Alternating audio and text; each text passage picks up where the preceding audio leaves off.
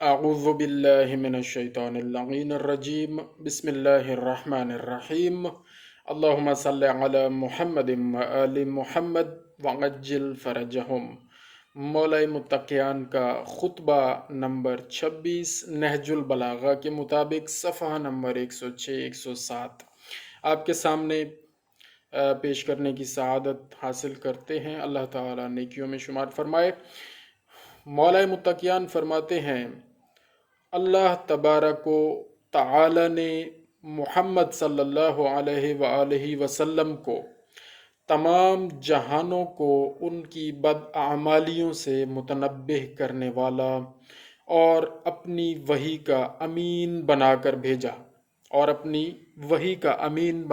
بھیجا۔ اے گروہ عرب، اس وقت تم بدترین دین پر اور بدترین گھروں میں تھے، کھردرے پتھروں اور زہریلے سانپوں میں تم بود و باش رکھتے تھے۔ یہ گروہ عرب کو مخاطب فرما رہے ہیں مولا متقیان کہ تم بدترین دین پر اور بدترین گھروں میں تھے، کھردرے پتھروں اور زہریلے سانپوں میں تم بود و باش رکھتے تھے۔ بت تمہارے درمیان گڑے ہوئے تھے اور گناہ تم سے چمٹے ہوئے تھے، یعنی کتنی جاہلیت اور جہالت کا زمانہ تھا۔ اسی خطبہ کا ایک حصہ یہ ہے جو سید رضی نے آگے لکھا ہے، میں نے نگاہ اٹھا کر دیکھا تو مجھے اپنے اہل بیت علیہم السلام کے علاوہ کوئی اپنا معین و مددگار نظر نہ آیا۔ میں نے انہیں موت کے منہ میں دینے سے بخل کیا، آنکھوں میں خس و خاشاک تھا مگر میں نے چشم پوشی کی، حلق میں پھندے تھے مگر میں نے غم و غصہ کے گھونٹ پی لیے، اور گلو گرفتگی کے باوجود حنظ سے زیادہ تلخ حالات پر صبر کیا۔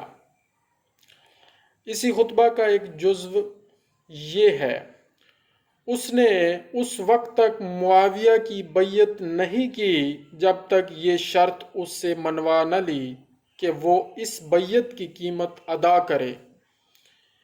اس بیعت کرنے والے کے ہاتھوں کو فتح و فیروز مندی نصیب نہ ہو اور خریدنے والے کے معاہدے کو ذلت و رسوائی حاصل ہو۔ لو اب وقت آ گیا ہے کہ تم جنگ کے لیے تیار ہو جاؤ اور اس کے لیے ساز و سامان مہیا کر لو۔ اس کے شعلے بھڑک اٹھے ہیں اور لپٹیں بلند ہو رہی ہیں، اور جامہ صبر پہن لو کہ اس سے نصرت و کامرانی حاصل ہونے کا زیادہ امکان ہے۔ یہاں پر خطبہ ختم ہوتا ہے۔ اللہ تعالیٰ سے دعا ہے کہ مولا متقیان کے کلام کو ہمیں سمجھنے کی اور پھر اس پر عمل کرنے کی توفیق عطا فرمائے۔ اللہم صلی علی محمد وآل محمد وعجل فرجہم۔